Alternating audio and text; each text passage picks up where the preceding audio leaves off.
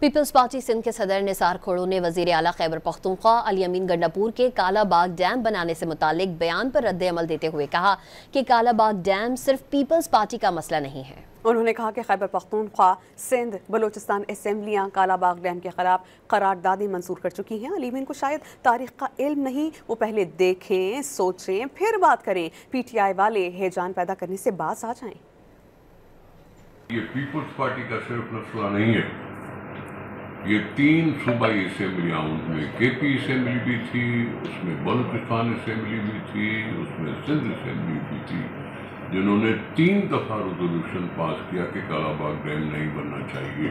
یہ کے پی تھی جو نوشہرہ کہہ رہا تھا کہ جی اگر کالا باغ ڈیم بنے گا تو ہم نوشہرہ والے ڈوب جائیں گے۔ یہ بلوچستان تھی جو ہم سوکھ جانے کی بات کر رہے تھے۔ یہ سندھ تھا جو کہہ رہا تھا کہ اوپر ہمارے پانی پر کنٹرول کیا جائے گا اور ہمیں بھوکا مارا جائے گا۔ علی امین صاحب کو شاید یہ پرانی تاریخ کا پتہ نہیں ہے، یا اس وقت وہ اس طرح سے سیاست میں تھے نہیں۔